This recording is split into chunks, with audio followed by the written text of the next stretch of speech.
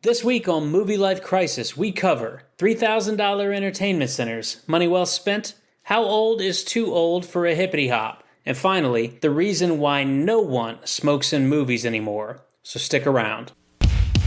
She came. I'm a babysitter. She saw. Ow! She croaked.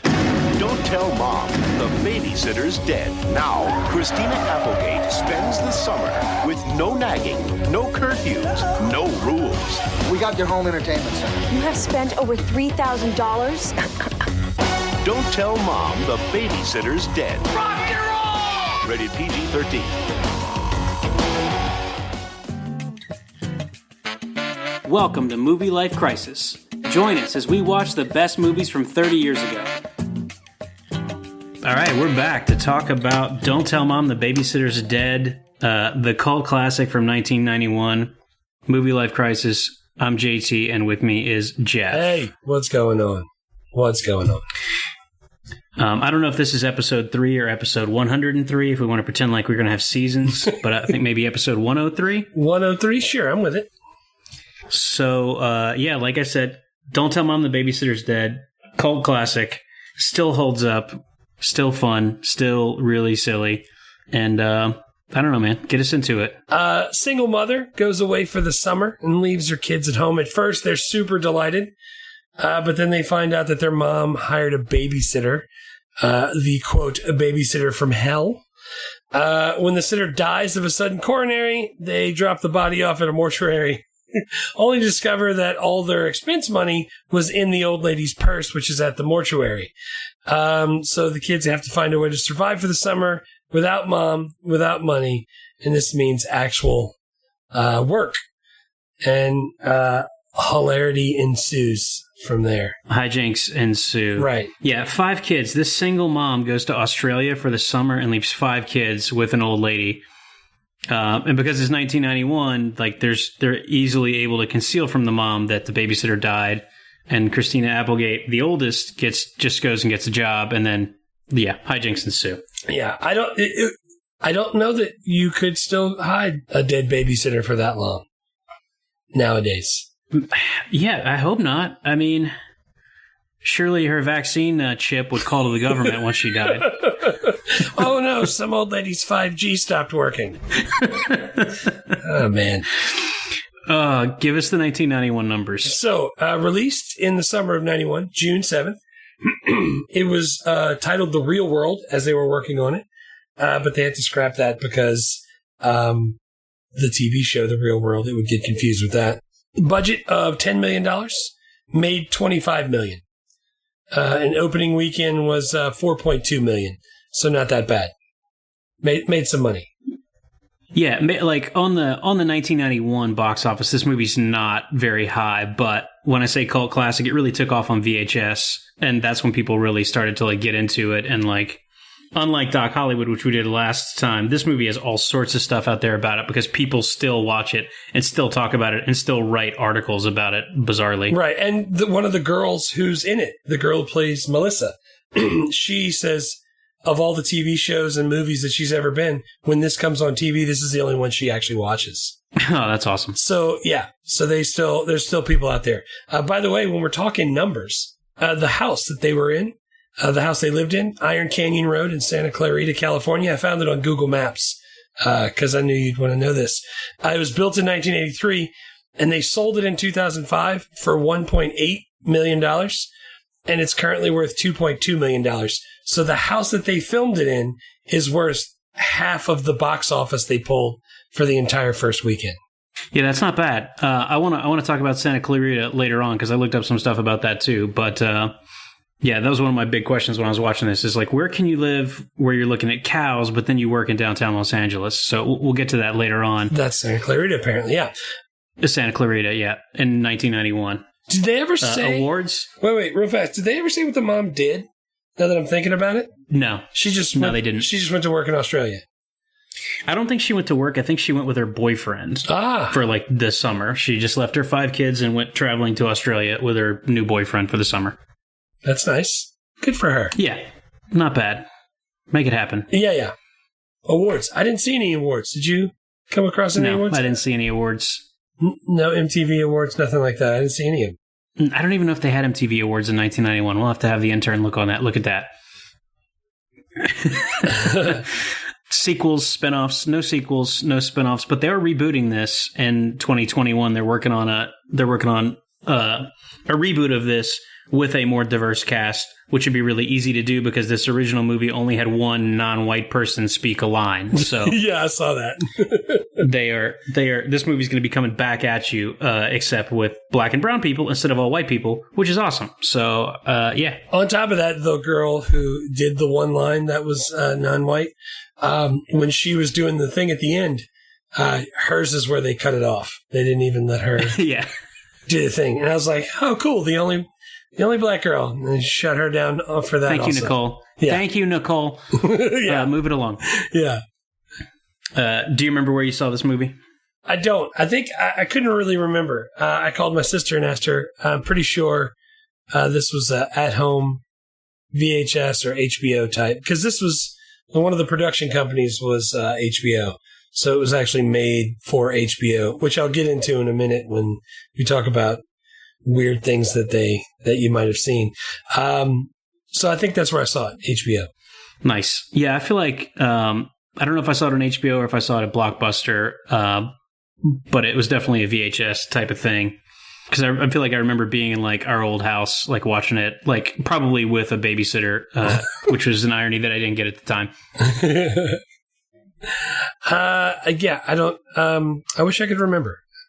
We couldn't remember. I'm telling you, HBO is probably the answer. We had HBO all through my grammar school and high school years. Yeah, what was it like to be rich? Right. All right. I remember when I was a kid, I had no concept of like who had money and who didn't have money. But if someone had HBO, I was like, "Oh, what's up?" Or if they had a pool, I was like, "Must be nice." Yeah, you didn't realize they were in debt up to their eyeballs.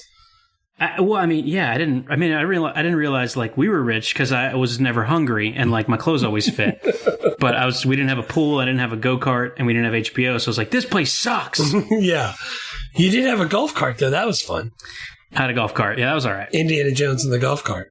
All right. The best stuff about this movie, best scenes. What are your best scenes? One of my favorite scenes is when they're on the little hippity hop thing in the toy store. The ball, the like inflatable ball with the handle that they're jumping up and down.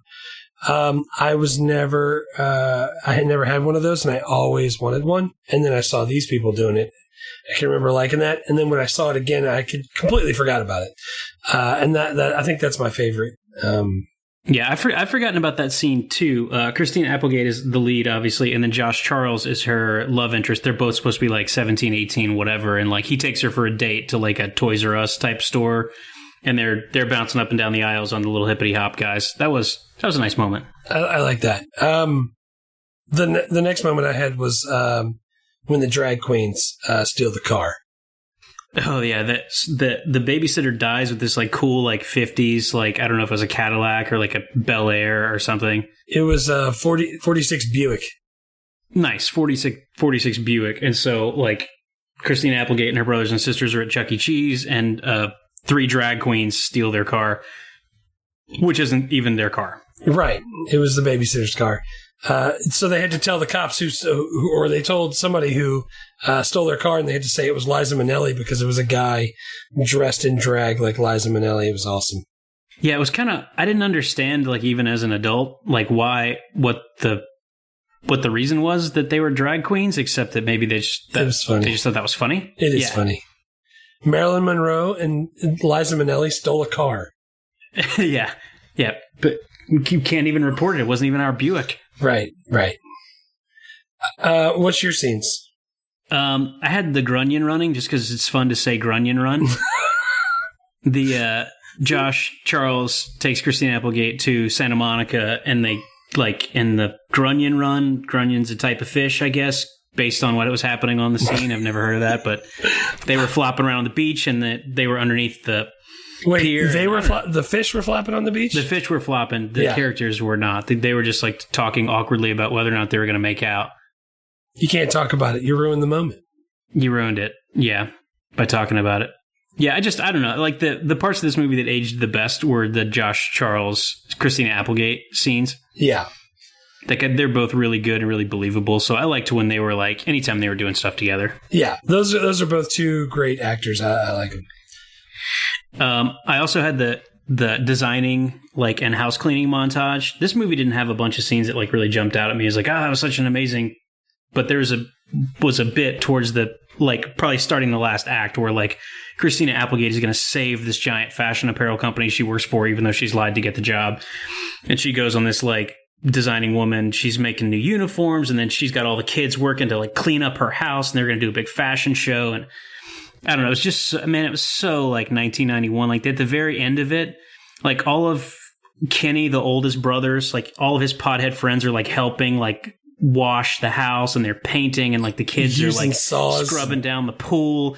Yeah, it literally ended with like this big like crane shot of like kids scrubbing the pool, and like someone's painting a house, and like someone's like literally using a like regular like saw that you hold with your hand that doesn't have electricity, and there's like saw and a board. Like I don't even know. Amish saw. Yeah, like just like old school like green analog saw to saw a board. Analog. I don't think it's analog, is it? No, it's not. It's just a hand tool, but it's just, I was like, well, who saws with a saw that you hold in your hand? Yeah, get a digital saw. It's 1991. Yeah, get one from Japan. It's state of the art. What other, you have any other scenes? Just the fashion show. Like after that, the fashion show around the house. That's where the most stuff happens. Those friggin' outfits are... I don't ever remember dressing like that in the 90s. I don't remember anybody I know dressing like that in the 90s. No, I mean, it's like everyone's like got fuchsia on. Like it's one of those colors I can't say. It's got like sweeping like bands and stuff sticking off their shoulders. It's crazy. It looks like when in the 1950s when they would like go like in the year 2000, everyone will have flying cars, and like the outfits look like what those people would draw. Right. Futuristic 60s people. All right, what about characters? My favorite characters were Sue Ellen, which is Christina Applegate. Obviously, this is like a movie for her. This is literally a vehicle for her coming off of TV, Married with Children. This was her first leading role. This is her first leading role, and she's a huge TV star at this point, even though she's, 18, 20. 18, yeah. Josh Charles is her love interest. I love Josh Charles. And then Kenny, which is the oldest brother, who's the pothead, was like those three. Everything they did, I liked. I'm going to go opposite of you. And I'm going to say the receptionist, who is Josh Charles' sister, is so mean. Like when you watch it, you're like, this chick is such a see you in the morning. Like she is so mean. She's a good actress because it really. Dude, I have her as my least favorite character. That's amazing. That's your. That's your most. Okay, and my next one was Gus, the boyfriend of who was also on my list of least favorite characters. What is it least favorite? Because you're not supposed to like these people. No, it wasn't.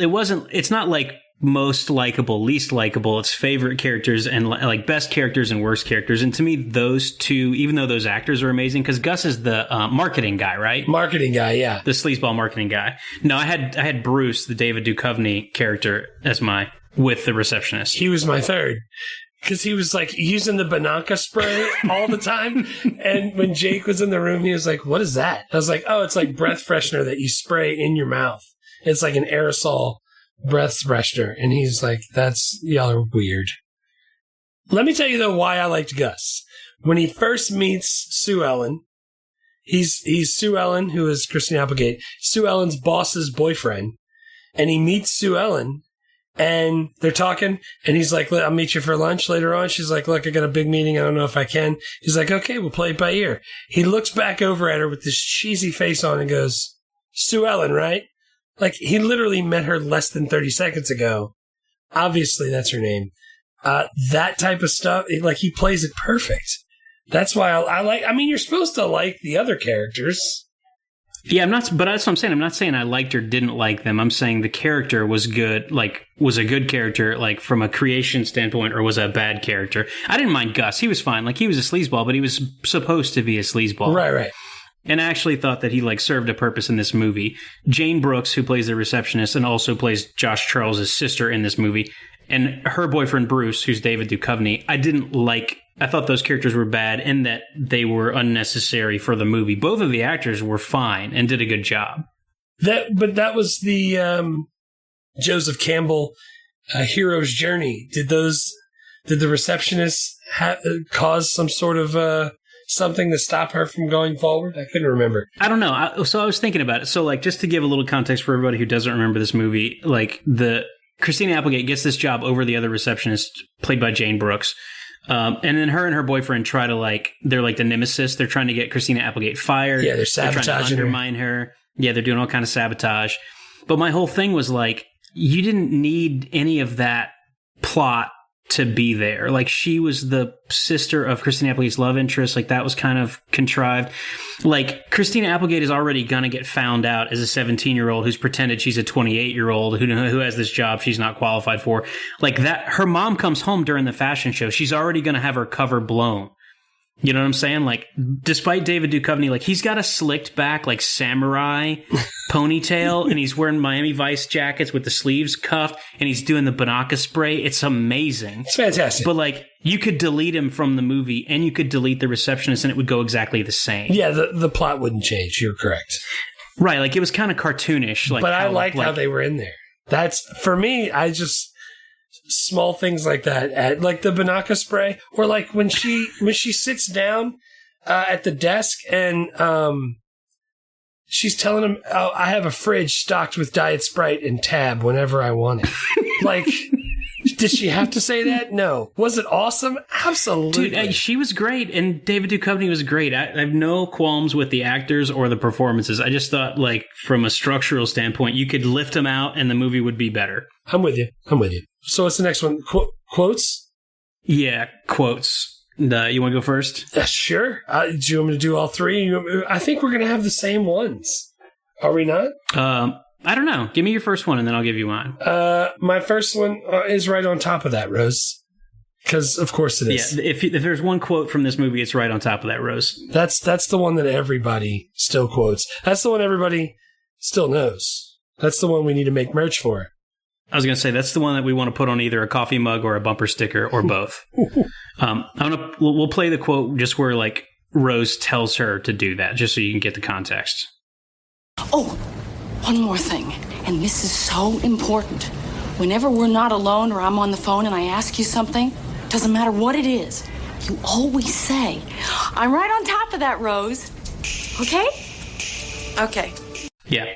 I'm right on top of that, Rose. Rose is her boss. Rose is her boss. Yeah.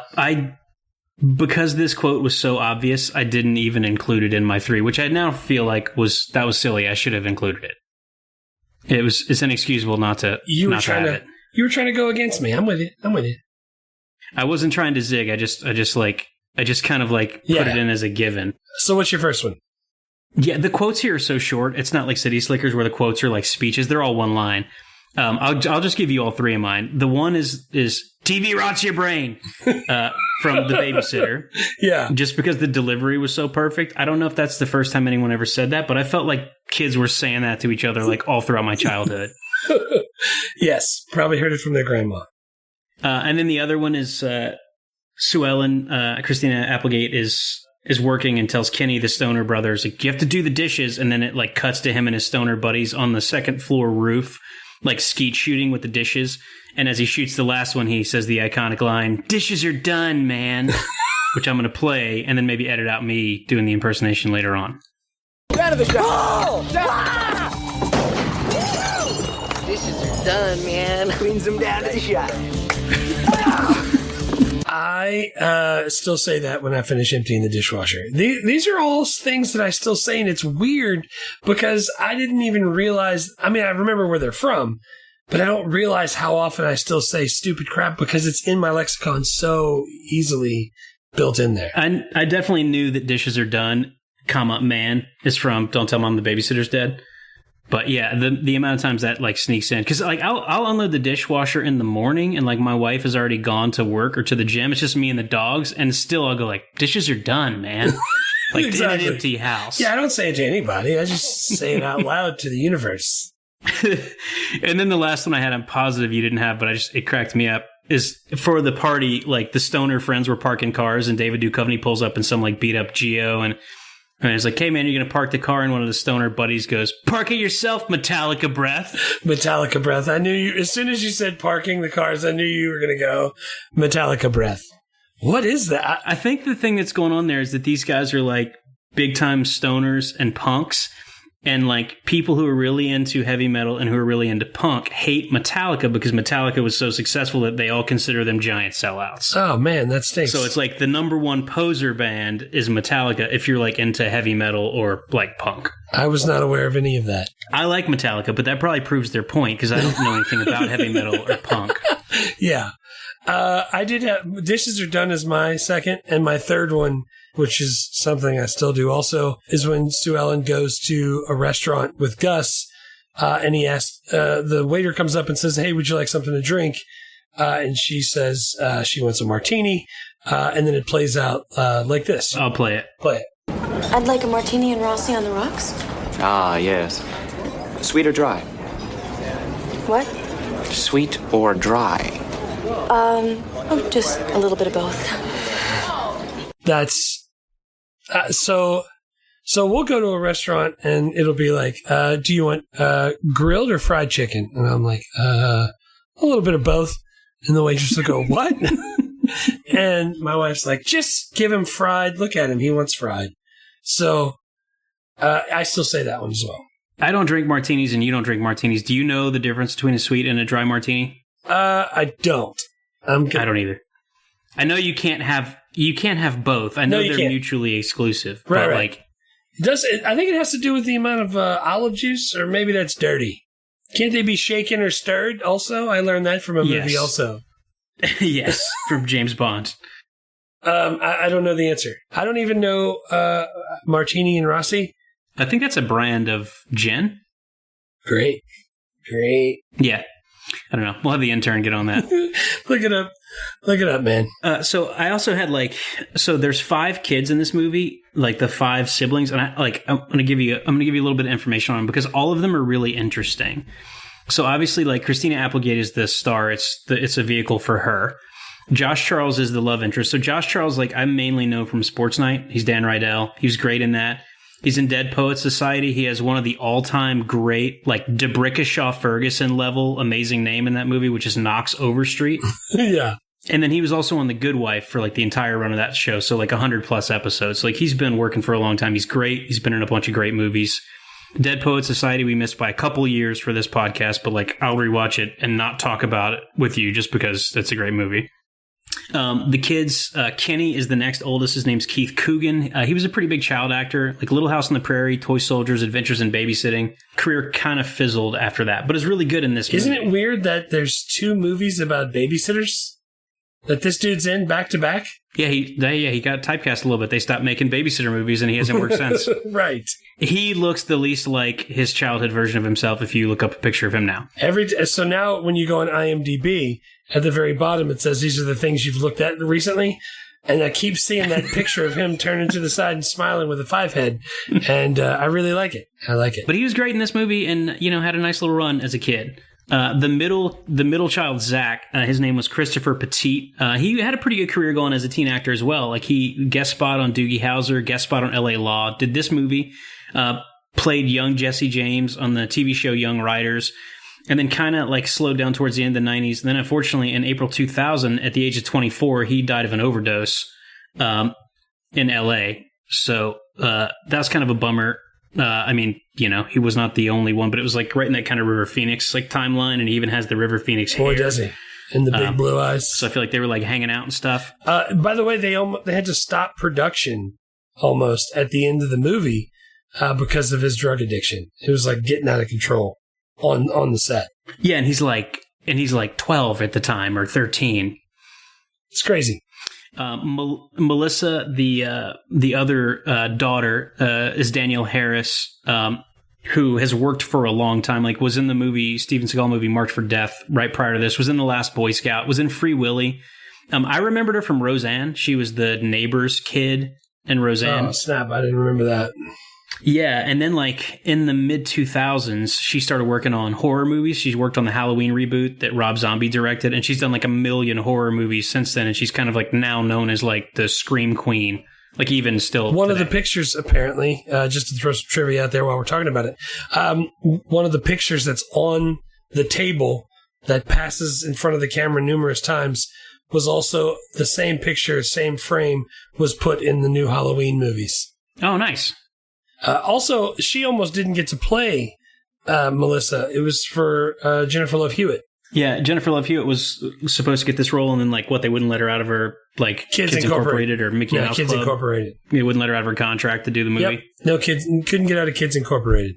And then the youngest, Walter, whose name is Robert Gorman, did stuff like Falcon Crest, like guest spot on Full House, guest spot on Boy Meets World, was in Leprechauns. Rookie and of the Year. Year. That's what I remember him in. And then like didn't really do a lot after the late 90s. I think kind of retired from acting. But like it's really hard to cast child actors. Everyone will tell you that. I don't know personally because I don't know anything about movies except which ones I like to watch. But like they have 6 here. They have the 5 kids, including Christina Applegate and Josh Charles, and they're all really good. And they all went on and did kind of a lot of stuff. Like it's pretty incredible. It's hard to find a bunch of good kids that. Well, I mean, not that some of them didn't die of overdose, but I'm saying like a bunch of kids that are going to go on to go do stuff. It's good stuff. The last thing I have for the best is the critical reception. This movie's 57% on Rotten Tomatoes, 6.3 out of 10 on IMDb. I feel like that's about right. That is about right. I couldn't give it more than that, even though I'll probably watch it 3 or 4 more times before I die. All right, you got anything else from the best? I don't. I mean, in there for the thing I have, it's got writer-director. Yeah, we can hit that if you want to. Sure. So it's directed by Stephen Herrick. He did Mr. Holland's Opus. He did Mighty Ducks, Three Musketeers, Bill and Ted's Excellent Adventure, Critters. He did numerous things.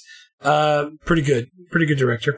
And it was written by Neil Landau, who does Doogie Howser in Melrose Place. Nothing big there.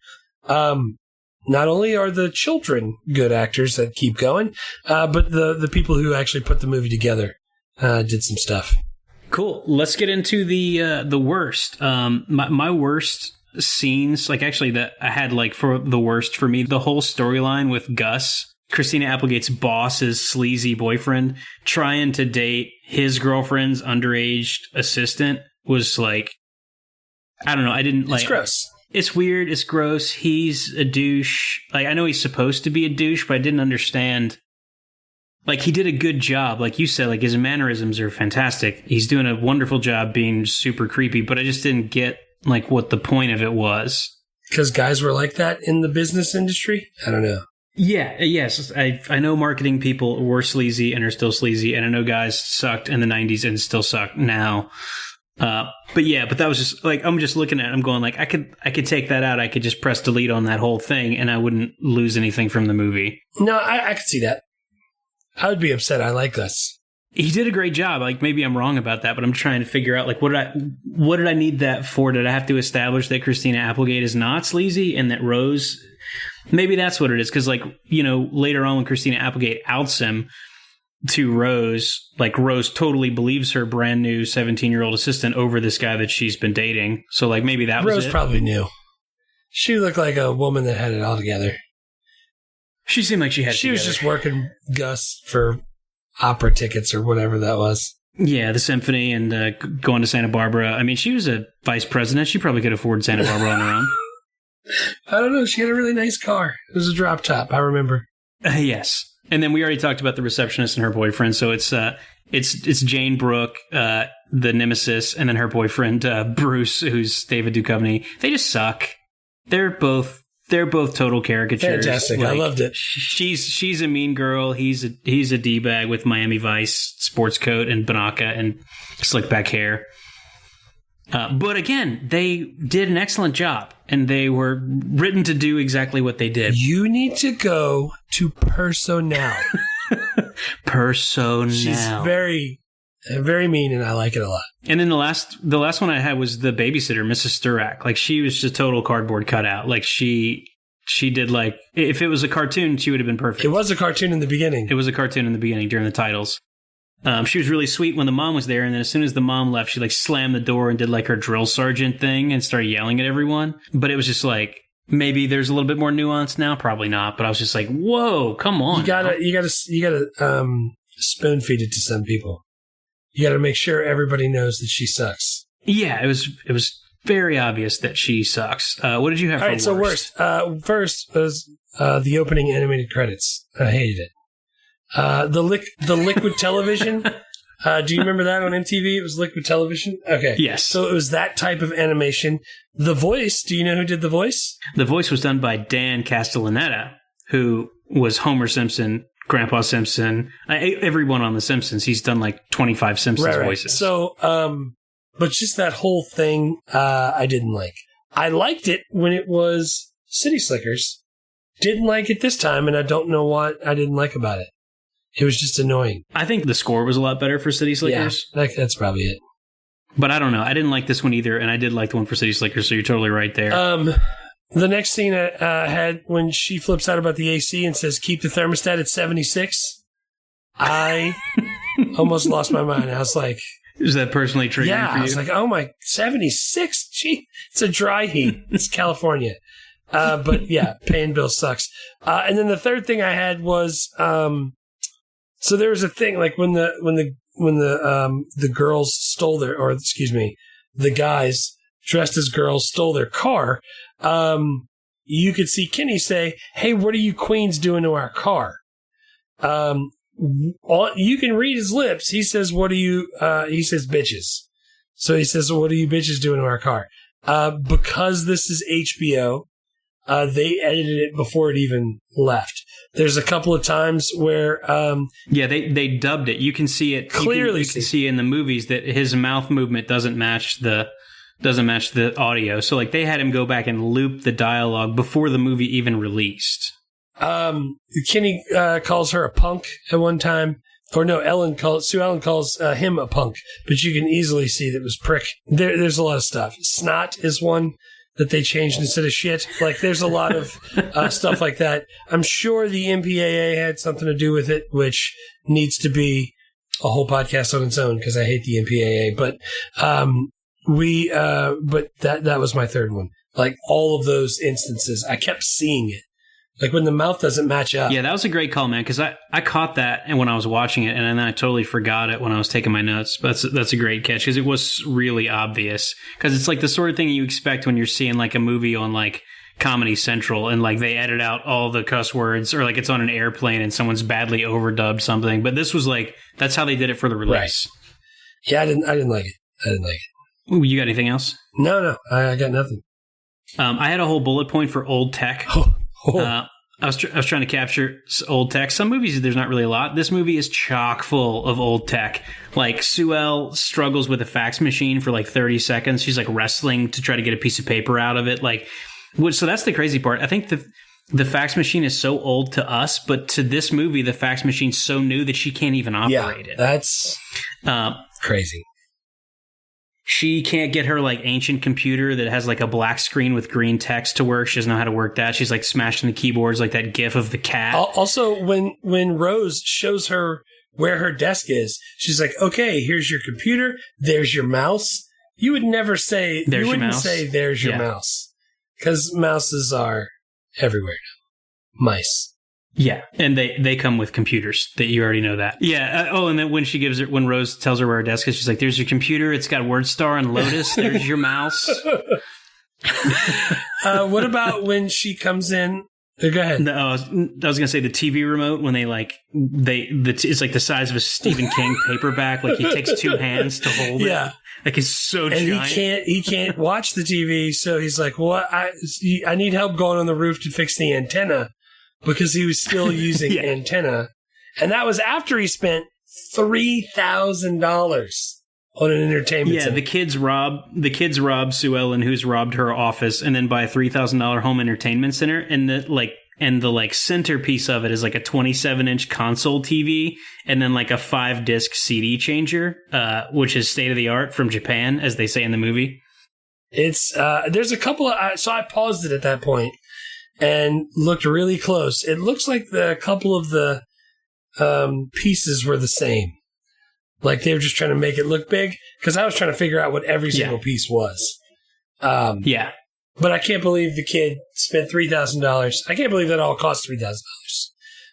And then on top of that, I can't believe he was like, I now have a 27-inch TV. It's awesome. It's color, but it's crackly because it's antenna, and I only watch game shows on it. And Julia Child. Yeah, and everything's fuzzy, and the remote's so big that I need help to lift it up.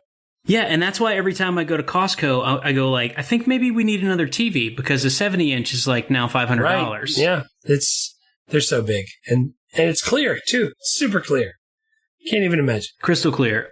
Although in 30 years, when your kid is doing another version of this podcast, he'll be talking about how crappy the flat screen 4K TVs were and how did anyone ever watch that? Just, dude, that's the same thing now. Like, you watch something in 360p, that's less than what we had growing up, and, like, it hurts your eyes.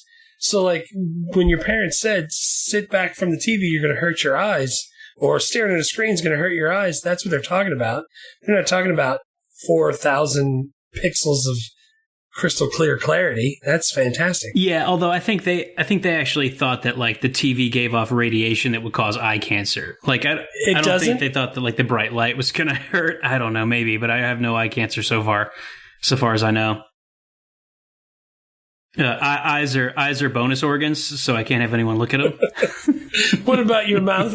What about your mouth bones? My mouth bones and my eyeballs are bonus. They're not covered by anyone, so they're maybe not covered they're at not all. working. Burn it to the ground, man. The last thing I had for the worst, incorrectness, and I had actually this surprisingly there wasn't any given the time period this movie was in, except for the fact that this movie's set in Los Angeles and in the fashion industry, and it's all white people. But like no one said anything inappropriate the whole time. It's just the casting was like very much whitewashed. Yeah. Super white. Again, Nicole was the only. It was Nicole, right? Sue Ellis' friend Nicole was the only like person of color in this entire movie.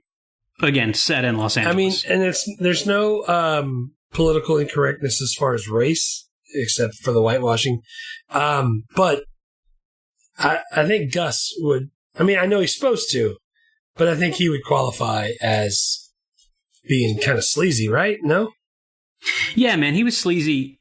I mean, he was sleazy as can be. He's like being really forward with this very junior person at his company where he's like some big vice president. Even if he wasn't dating her boss, it's really inappropriate. It's really sleazy.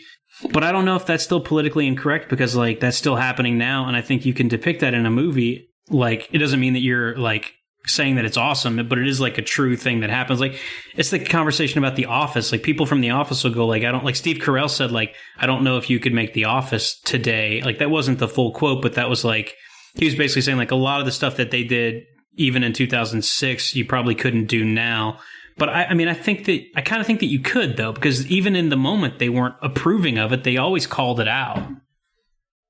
So, like, I don't know. Like the Tropic Thunder, like, you know, Robert Downey Jr. did blackface, but he was making fun of people doing blackface in the movie. Like, you should still be able, I think you could still do that. Right. And I feel like I don't know if it's okay, because it doesn't bother me. But I'm a white male in America, so not very much stuff bothers me. So I try to be empathetic, but I don't know. Yeah, for sure. Like, I don't know. I mean, you know, when they do the remake, if there's a sleazy boss hitting on her, we'll know for sure when people start writing like think pieces about how that's terrible. Like, but until then, I'm not gonna know. Yeah, agreed. Anything else for the worst? No, that's everything. All right, cool. So the time capsule we did for this one is smoking in movies, because Christina Aguilera, sorry, I knew I was going to say Christina Aguilera before this podcast was over. I can't believe I made it to like the 30-minute mark. Christina Applegate, who's playing a 17-year-old, is smoking front to back in this movie. Like, the whole time. Sitting on a lounge chair, talking to her mom, like firing up one, like in the first 10 minutes. And my wife's like, is she smoking? I was like, it's 1991. Everyone's smoking. But this movie's PG-13, and you don't see people smoking in PG-13 or kids smoking in PG-13 movies anymore. And the reason why is actually really interesting, and so I wanted to look up and kind of like run it down a little bit. So, like, you talked about the MPAA a bit ago. The MPAA is the Motion Picture something of America Association. Who are the people association? Thank you. They rate movies. That's what they do. They also give you the ratings guidelines. when people started figuring out that maybe smoking's not that great for you, like in the 80s and 90s, there started to be like a big anti-smoking like campaign, big anti-smoking lobbies going like, hey, if all the cool people in movies are smoking, that's going to make kids want to smoke, which is actually true. That's how that happens. So there was a real push in the 90s to limit smoking in movies. And so the MPAA, they basically said somewhere around 1998 that if a movie shows underage people smoking, the movie is going to be subject to ratings increases. So basically, if you're PG-13 and you have kids smoking, you're going to get an R rating. When a movie goes from PG-13 to R, the box office gets crushed because you just can't get as many people in to see it. So like I pulled the top 50 inflation-adjusted biggest movies of all time. There are 2 that are rated R.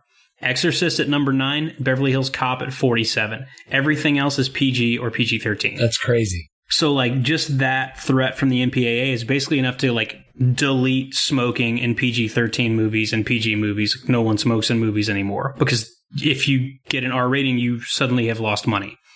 So that's kind of what happened. But, like, prior to 98, everyone's smoking like crazy. Like, City Slickers, everyone's smoking. This movie, everyone's smoking. Doc Hollywood, every movie we're going to look at for the next 7 years, everyone will be smoking. And then it'll stop. So, like, and we'll talk about the MPAA more. We probably should just do one podcast on that. But, like, they also have rules about the cursing. So, like, the rule for, like, F words in movies has been for years that you can say one F word and be PG-13.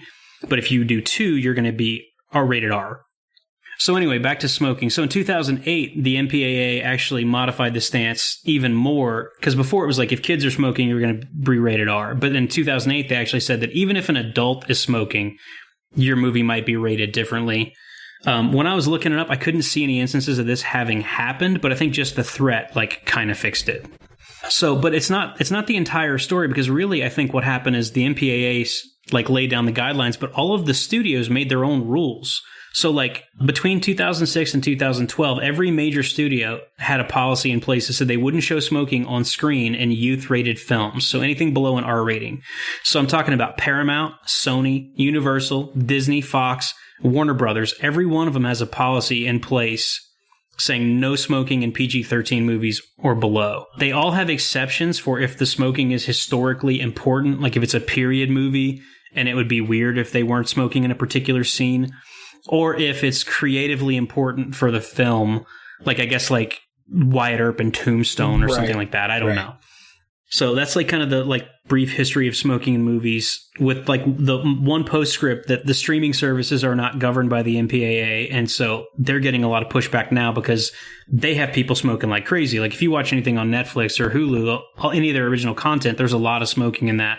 In those shows. Because people are still smoking in real life. But no, they track it, though, and more people smoke in movies and TV shows before these restrictions than actually did in real life. I can see that. So it's overrepresented because smoking looks cool on film. Like, it's a cool effect to, like, shoot, you know, the actual smoke. Like, filming someone, like, with a Juul just looks idiotic, but like filming him with a cigarette, like the smoke itself is a cool, like, you know, looks cool on film. My students are going to be very upset to hear that it doesn't look cool to film somebody with a Juul, because all they do is grab their douche flute and go to town.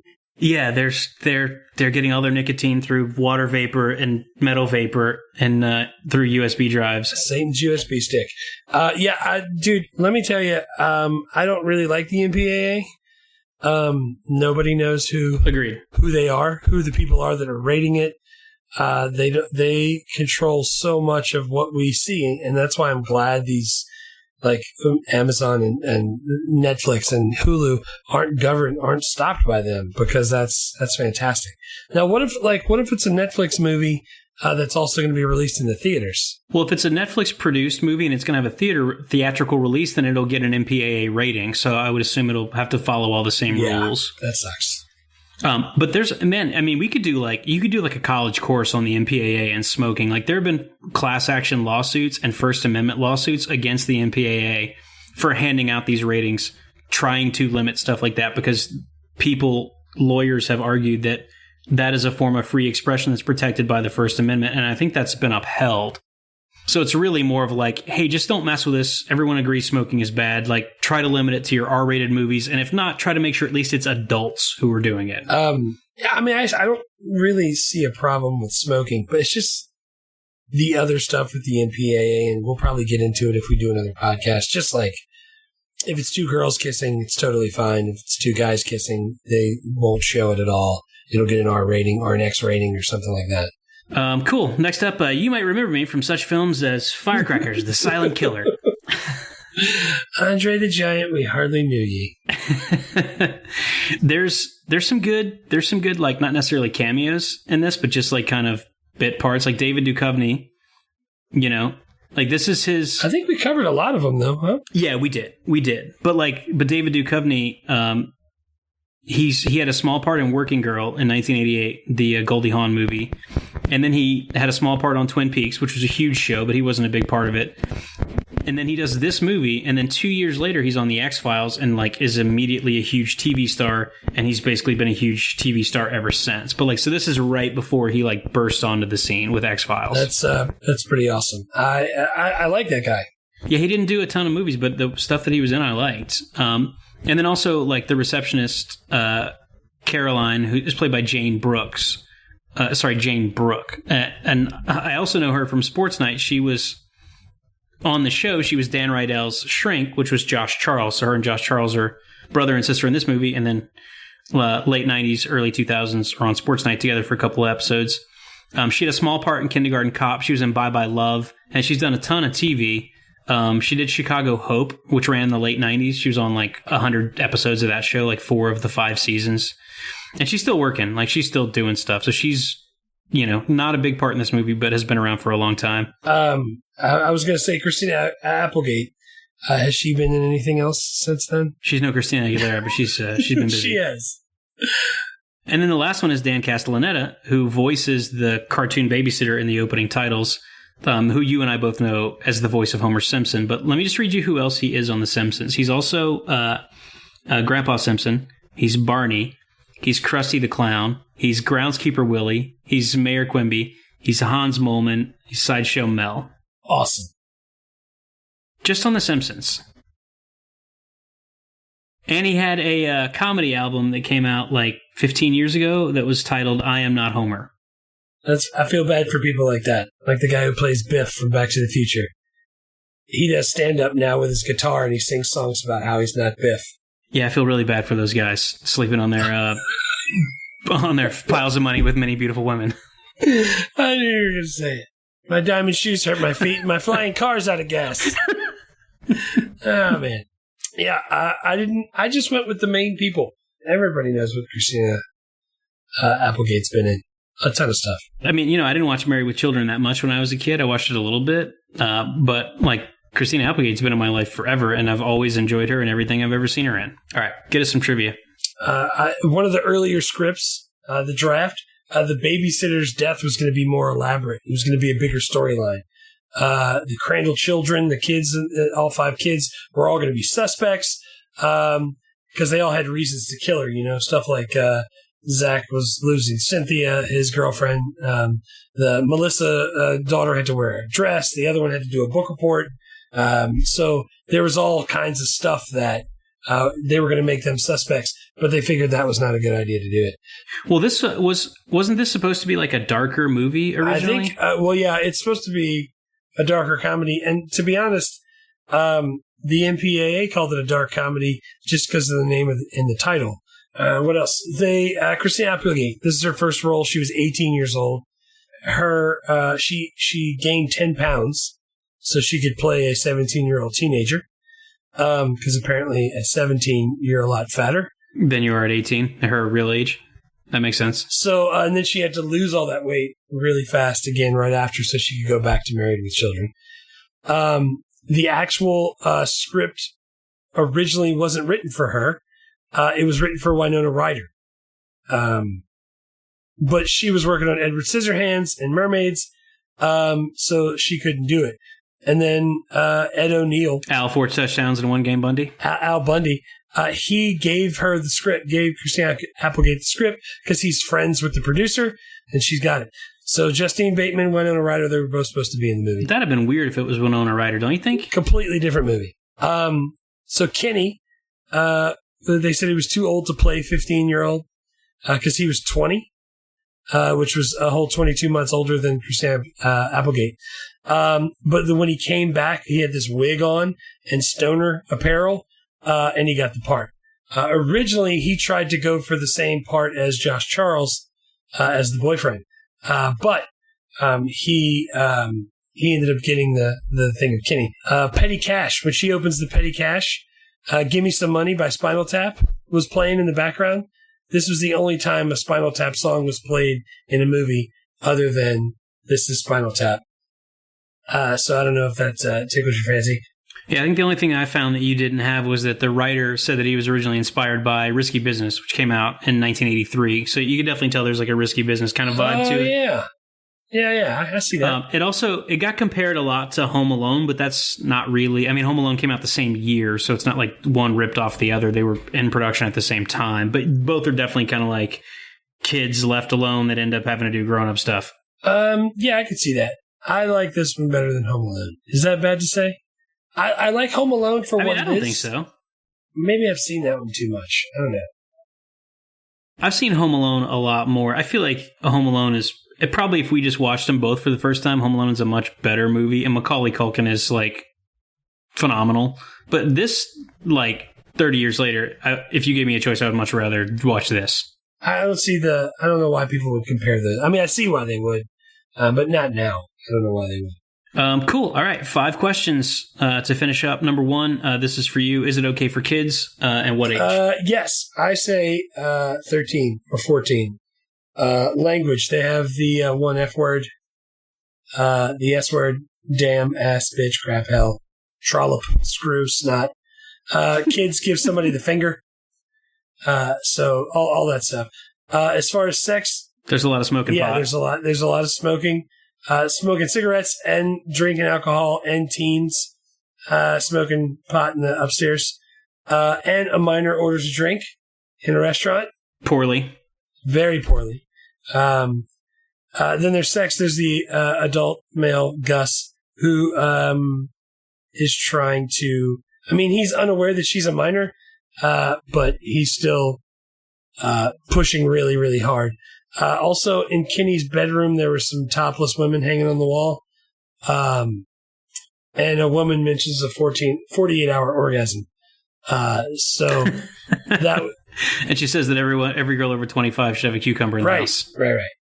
And then violence, they shoot the rifle at the dishes. A car gets stolen by some drag queens. And then the kid falls off the roof, breaks his leg. There's not really too much violence in this. But I would say... mainly just language and smoking. Right, I would say 13. Maybe some of the sex stuff I would have to explain. I don't want to explain that to somebody younger than 13. Yeah, right on. Question number 2, would this movie get made if it were pitched now? Obviously, yes, since they're rebooting it. Definitely yes, because that's literally what's happening at this very moment. Question number 3, if so, would this be a movie or a TV show? We don't have to guess. Again, it's going to be a movie. Yeah. Who plays the lead if we remade this now? We probably could find that out because it's in development. I forget who they said. I know it's not Winona Ryder. I gave you that much. I don't know. Winona Ryder is so good at playing quirky that, like, I feel like, I don't know, like Christina Applegate in this movie is pretty straight. She's doing a good job. She's not putting anything on it. Like Winona Ryder feels like she's always like a little bit odd. And she's right on top of that, Rose. She's right on top of that, Rose. Can you still watch and enjoy this movie in 2021? Boy, did I. Saying it out loud, too, as we watched it, which was way worse for my wife, but fun for me. This movie's good. It's a cult classic. I told you last week that a buddy of mine, I just had told him that we were going to be recording this podcast, and he rewatched it like in anticipation just because he was like, oh man, it was so good. So, dude, yes, it is. Where to find it? It's streaming on HBO Max. Like you said, it's produced by HBO, it's owned by them. You can also get it, I think, on Hulu and on Amazon Prime, but HBO Max is probably the main place. You can find it all the places. It's either $2.99 or $3.99. A deal at twice the price. Agreed. All right, I think that's it. I think that's the end. So, well done. Congratulations to us both. Next episode, did we decide? Is Robin Hood? Robin Hood, Prince of Thieves. Robin Hood, Prince of Thieves, not Robin Hood, Men in Tights, sadly. Unfortunately.